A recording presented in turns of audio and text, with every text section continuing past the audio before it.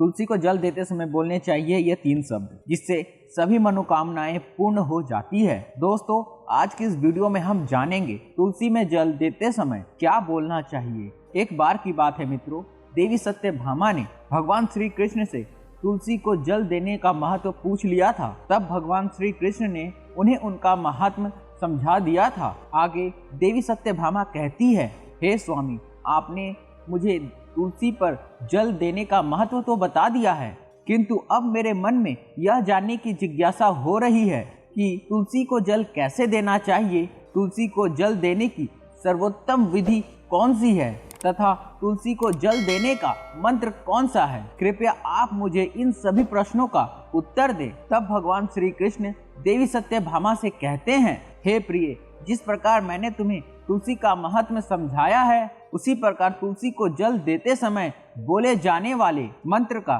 बड़ा महत्व है। यह मंत्र केवल 3 शब्दों का है, किंतु इसका प्रभाव बहुत ही कल्याणकारी है। जो भी मनुष्य नित्य तुलसी को जल देते समय अपने मुख से केवल यह 3 शब्द बोल देता है, तो साक्षात लक्ष्मी उसके घर में प्रवेश करती है, उसकी दरिद्रता समाप्त हो जाती है, उसे धन्य धान्य की प्राप्ति होती है। वह मंत्र बताने से पूर्व मैं आपको तुलसी के इस मंत्र का महात्म्य सुनाता हूँ। इस महात्म्य को सुन लेने मात्र से ही मनुष्य के समस्त पाप नष्ट हो जाते हैं। उसे 100 वर्षों तक तुलसी को जल देने का पुण्य प्राप्त हो जाता है। इसलिए देवी, आप इस कथा को पूरे ध्यान से जरूर सुनिए। देवी सत्यभामा कहती है, हे प्रभु, मैं इस कथा को पूरा अवश्य सुनूंगी। आप मुझे तुलसी का महत्व का महात्म्य सुनाइए। श्री कृष्ण कहते हैं, हे देवी सत्यभामा, दक्षिण में एक अत्यंत शोभायमान नगरी थी। उस नगरी में सुशर्मा नामक एक खोटी बुद्धि का ब्राह्मण रहता था। पापियों का वह तो शिरोमणि था। उसका जन्म एक ऐसे ब्राह्मण परिवार में हुआ था जो पाप कर्म करने वाले, शास्त्र ज्ञान से शून्य थे। वह जन्म से तो ब्राह्मण था, किंतु वह कर्म से अत्यंत दुराचारी था। वह न पूजा पाठ करता, न ध्यान करता, न जप, न होम और न ही अतिथियों का सत्कार करता। उसके द्वार पर आए अतिथियों को बिना दान किए ही क्रूरता पूर्वक भगा देता था। स्त्री लंपट होने के कारण वह सदैव ही प्राय स्त्रियों में आसक्त रहता था। उसे मदिरा पान करने की भी आदत थी, साथ ही वह मांस भी खाया करता था। वह दिन में खेत में काम करके पत्ते बेचकर जीविका चलाया करता था और रात्रि में वे वेश्याओं का सेवन करता था। इस प्रकार से वह ब्राह्मण ने अनेक वर्षों तक जीवन व्यतीत किया। फिर एक दिन वह दुर्बुद्धि सुशर्मा बेचने के लिए, पत्ते इकट्ठा करने के लिए एक ऋषि की वाटिका में घूमने लगा और पत्ते तोड़ने लगा। तभी एक काल रूपधारी काले सर्प ने उसको काट लिया और उसी समय पर उसकी मृत्यु हो गई। उसके बाद 2 यम के दूत उसे लेने के लिए उस स्थान पर आए और उसे उठाकर यमलोक ले जाने लगे। मार्ग में वह यमदूतों के सामने बहुत विलाप करने लगा, हे दूतों, मुझे कहाँ ले जा रहे हो? मुझे छोड़ दो, मेरे प्राण बख्श दो। किंतु यमदूत उसे यह कहते हुए ले जाने लगे, अरे दुष्ट ब्राह्मण, तेरे पाप कर्मों के कारण तुझे सांप ने काट लिया है। अब यमराज तुझे अवश्य घोर नरक में डाल देंगे। फिर यम के दूत उस ब्राह्मण को लेकर यमलोक पहुंचते हैं और यमराज के सामने खड़े हो जाते हैं। चित्रगुप्त उस ब्राह्मण का लेखा जोखा निकालते हैं और यमराज से कहते हैं, हे धर्मराज, इस ब्राह्मण ने बचपन से लेकर मृत्यु तक पाप ही पाप किया है। इसने कभी कोई पुण्य का काम नहीं किया है। फिर धर्मराज अपने दूतों से कहते हैं, हे दूतों, इस घोर पाप करने वाले ब्राह्मण को उठाकर ले जाओ और इसे नरक में डाल दो। फिर यम के दूत उस ब्राह्मण को ले जाते हैं और नरक की भयंकर अग्नि में ढकेल देते हैं। अनेक वर्षों तक नरक में सजा भुगतने के बाद उस ब्राह्मण को दूसरे जन्म में एक बैल का शरीर मिलता है। बैल का जन्म पाकर वह बोझ उठाने का काम करने लगा। उसका मालिक उससे दिन रात काम करवाने लगा। फिर जब उस बैल की शक्ति कम हुई तो उसके मालिक ने उसे एक लंगड़े आदमी के पास बेच दिया। उस लंगड़े आदमी ने उस बैल का खुद का बोझ उठाने के लिए उपयोग किया। वह उसकी पीठ पर बैठकर घुमा करता था। इस प्रकार से उस बैल ने 8 वर्ष तक उस लंगड़े का बोझ उठाया। फिर एक दिन वह लंगड़ा आदमी उस बैल के पीठ पर बैठकर किसी ऊंचे पर्वत पर जाने लगता है। उस पर्वत पर बहुत देर तक चढ़ने के कारण वह बैल बहुत थक गया। उसकी शक्ति क्षीण हो गई और कुछ समय बाद वह बैल बहुत जोर से मूर्छित होकर जमीन पर गिर पड़ा और अंतिम सांसें लेने लगा। तभी वहां पर खड़े लोगों को उस बैल पर बहुत दया आ गई और वे उसके मुख में पानी डालने लगे। फिर उन लोगों में एक पुण्य आत्मा व्यक्ति था। उसने उस बैल का कल्याण करने के लिए अपना पुण्य उस बैल को दे दिया। उसे देखकर अन्य लोगों ने भी अपना अपना पुण्य याद करके कुछ पुण्य उस बैल को दे दिया ताकि उसे मुक्ति मिल सके। उसी भीड़ में एक वेश्या भी खड़ी हुई थी। सभी लोग अपना पुण्य उस बैल को दे रहे थे। यह देखकर उस वेश्या ने भी अपना पुण्य उस बैल को दे दिया। कुछ देर बाद उस बैल की मृत्यु हो जाती है। फिर उस स्थान पर यमदूत आते हैं और उस बैल की शरीर से उस ब्राह्मण की आत्मा को निकालकर यमलोक ले जाते हैं। यमलोक ले जाने पर उसे यमराज के सामने खड़ा किया जाता है और फिर चित्रगुप्त उसका लेखा जोखा देखते हैं तो वे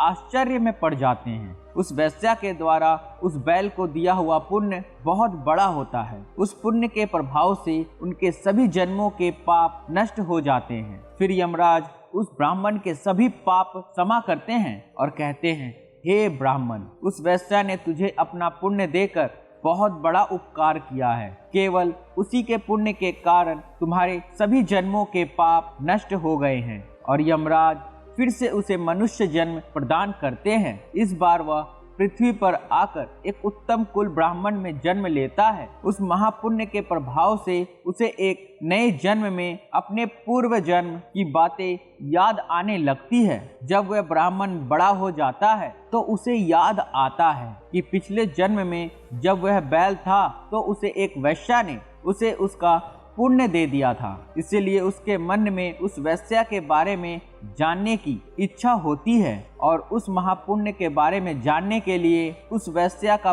पता लगाकर उसे ढूंढते हुए उसके नगर में चला जाता है। वह वेश्या अब बूढ़ी हो चुकी थी। फिर वह जब वेश्या उसे मिल जाती है फिर वह उसके सामने जाकर उसे बार बार प्रणाम करता है और उस वेश्या का धन्यवाद करने लगता है। वह वेश्या कहने लगती है, हे ब्राह्मण श्रेष्ठ, आप कौन हैं और किस कारणवश आप मुझ वेश्या को धन्यवाद दे रहे हैं? मैंने आपका कौन सा कार्य किया है जो आप मुझे नमस्कार कर रहे हैं? तब वह ब्राह्मण कहता है, हे माता, मैं वही बैल हूँ जिसे तुमने अपना पुण्य दे डाला था।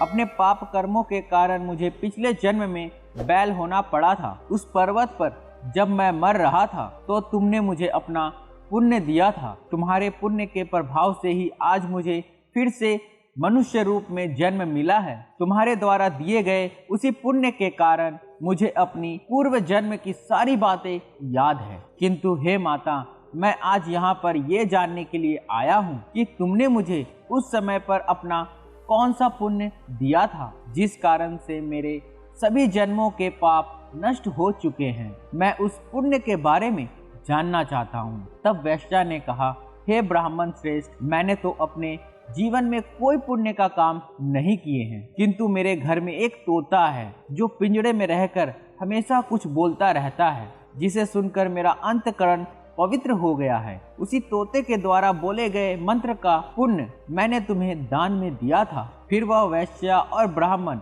उस तोते के पास जाते हैं और उससे पूछने लगते हैं, हे शोक, तुम कौन सा मंत्र बोलते रहते हो जिससे हमारे जीवन का उद्धार हुआ है? यह मंत्र तुम्हें किसने सिखाया और इस मंत्र का क्या अर्थ होता है? तब उस तोतों ने अपने पूर्व जन्म का वृतांत सुनाना आरंभ किया। वह तोता कहने लगा, हे ब्राह्मण श्रेष्ठ, पिछले जन्म में मैं एक ब्राह्मण था। मैं अपने ज्ञान के अंधकार में अंधा हो चुका था। मैंने कभी गुरुजनों का आदर नहीं किया, सदैव ही उनका अपमान किया। मुझे अपने ज्ञान पर इतना अधिक घमंड हो गया था कि जिस कारण से मेरे क्रोध बहुत अधिक बढ़ गए और मैं सभी से द्वेष करने लगा, अन्य मनुष्य को तुच्छ समझने लगा, विद्वानों को भरी सभा में अपमान करने लगा। फिर कालांतर में मेरी मृत्यु हो गई और मुझे यमलोक ले जाया गया। पूज्य जनों और गुरुजनों का अपमान करने के कारण मुझे तोते के कुल में डाल दिया गया और मेरा जन्म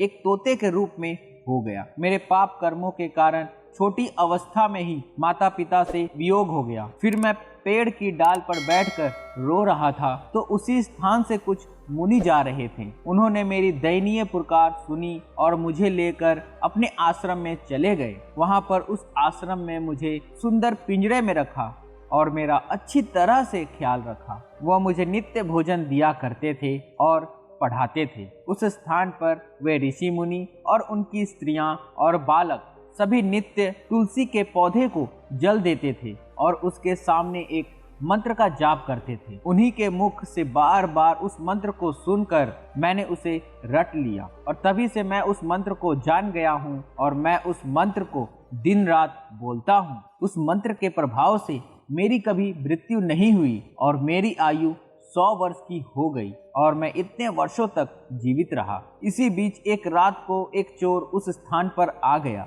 और उसने मुझे वहां से चुरा लिया और फिर इस वैश्या ने मुझे उस चोर से खरीद लिया। इस वैश्या के घर पर आने के बाद भी मैं उस मंत्र को बोलता रहता था, जिसे सुनकर इस वैश्या का मन भी पवित्र हो गया और फिर इसने वैश्या का काम छोड़कर भगवान विष्णु की जाप करने लगी। उसी मंत्र के प्रभाव से मेरे पूर्व जन्मों के सभी पाप नष्ट हो गए और उसी मंत्र के प्रभाव से इस वैश्या का अंतःकरण शुद्ध हो गया। हे ब्राह्मण देवता, उसी मंत्र से आप भी पाप मुक्त हो गए हैं। इस प्रकार से उस तोते ने उस ब्राह्मण को, उस वैश्या को सारा वृतांत सुना दिया, जिसे सुनकर वह ब्राह्मण और वैश्या अत्यंत प्रसन्न हुए और फिर वह दोनों ही नित्य तुलसी को जल देकर वह उस मंत्र का जाप करने लगे।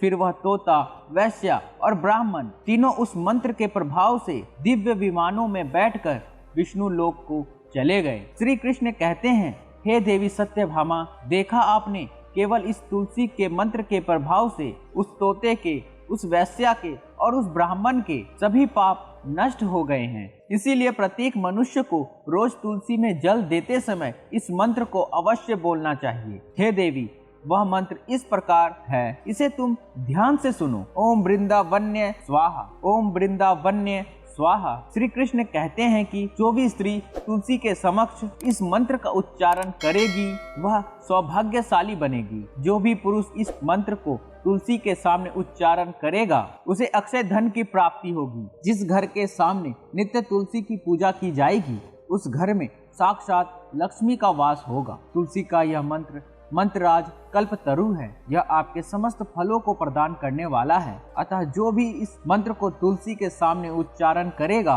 उसे संपूर्ण सिद्धियां प्राप्त होगी। स्त्रियों को सदैव ही स्नान करके अपने बाल बांधकर मांग में सिंदूर भरकर नित्य तुलसी को जल देना चाहिए और इस मंत्र का उच्चारण करना चाहिए। रोज तुलसी के पौधे के परिक्रमा करनी चाहिए, इससे सभी दोष नष्ट हो जाते हैं। नित्य शाम के समय तुलसी के सामने दीपक जलाना चाहिए और तुलसी के पास बैठकर भगवान विष्णु की आराधना करनी चाहिए। तुलसी के पास दीपक जलाने से मनुष्य को धन्य धान्य प्राप्ति होती है। हजारों अमृत के घड़े से नहलाने पर भी श्री हरि को उतनी तृप्ति नहीं होती जितने वह मनुष्य के द्वारा तुलसी का एक पत्ता चढ़ाने से प्राप्त करते हैं। 10,000 गाय से मानव जो फल प्राप्त करता है वही फल तुलसी पत्र के दान से पा लेता है। जो मृत्यु के समय अपने मुख में तुलसी जल के पत्र पा जाता है वे संपूर्ण पापों से मुक्त होकर श्री कृष्ण के धाम जाता है। श्री कृष्ण कहते हैं, पूर्णिमा,